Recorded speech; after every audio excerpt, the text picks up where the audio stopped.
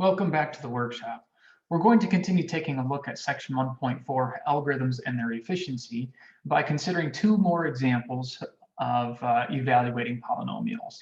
And what we're going to do is we're just going to try and we're going to remove the formal algorithm and just kind of do what the algorithm is saying as an idea, not the formal steps. So let's take a look at our example. It's really just one example, and we look at the evaluation of the same polynomial using the two different algorithms. So the polynomial is this one. Well, I suppose this is the polynomial, and that's the value that we're going to evaluate the polynomial at. So using the polynomial evaluation algorithm, all that we do is we start at the constant, and then we add this term, and then we add this term, and then we add this term. That's all that we do in the polynomial evaluation algorithm. So let's see here.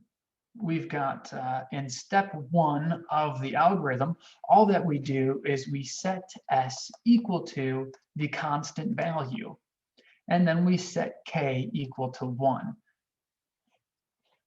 So we mostly want to focus on s here. The steps help us out, and the k value helps us out referring back to the algorithm. So in step one, we just initialize our values. In step two, we go ahead and we begin to add the next term. So we're going to add this term here. So we're going to take s, and we're going to take its value of -7, and we're going to add to that 5 times 2. Awesome.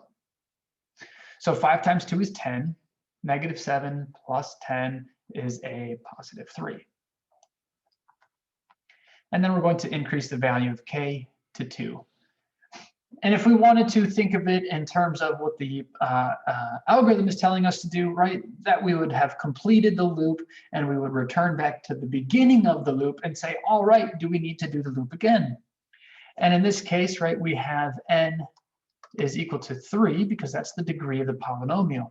So we should expect to run through step 2 a total of 3 times. And that makes sense because we initialized that -7, and then it takes 1, 2, 3 steps or 3 iterations of step 2 to add in the 1, 2, 3 more terms that we have. So we repeat step 2, and we say s is equal to 3, and then we add this term. So plus 2 times 2 is being squared. Excellent. So 2 times 2 is 4. 4 times 2 is 8. 3 plus 8 is 11. We increase the value of k to 3. And then we need to repeat step 2 again because we still have to add this one in. So here we have step 2 repeated because we have one more term to add, and s is equal to its previous value of 11.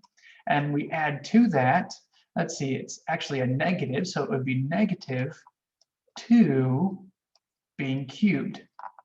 Well, 2 cubed is 8, so it's 11 minus 8. And that brings us back down to 3. We increase the value of k by 1, and that's increased to 4. And then that's it. That's all that we need, right? When we get to here to do step 3, we would just simply output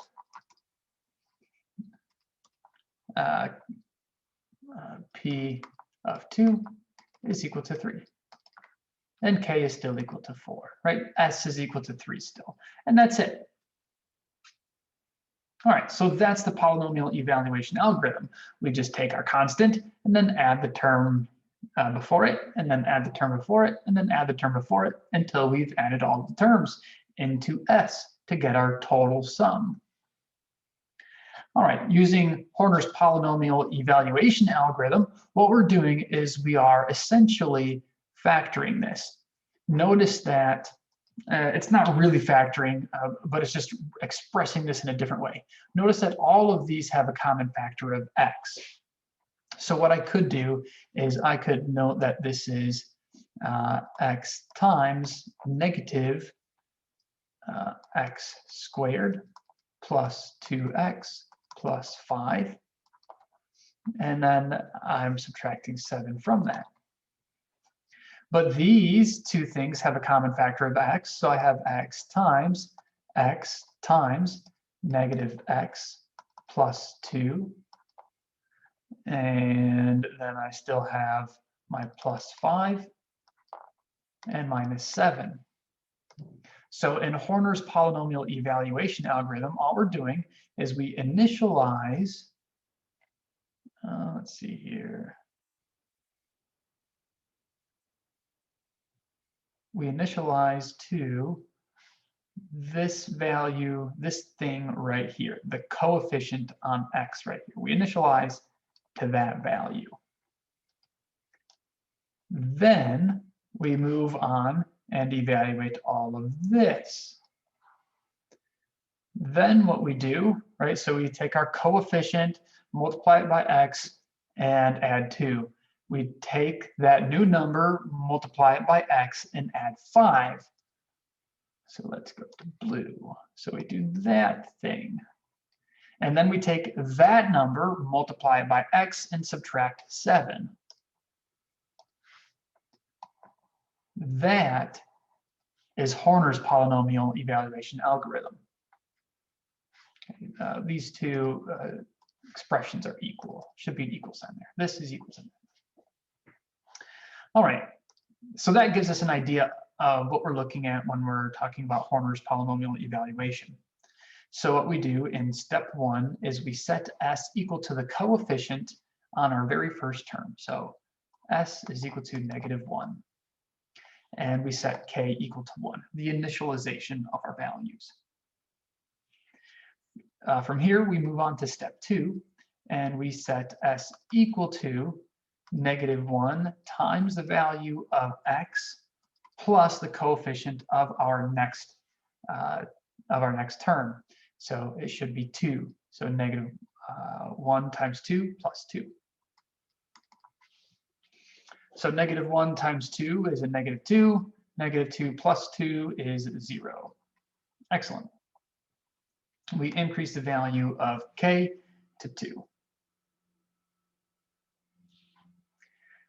We go back to the beginning of the loop and say, is 2 less than or equal to 3? Certainly it is. So we repeat step 2 and set s equal to. Now we're doing this larger guy. So we need x times what we got here. So 2 times 0 plus 5.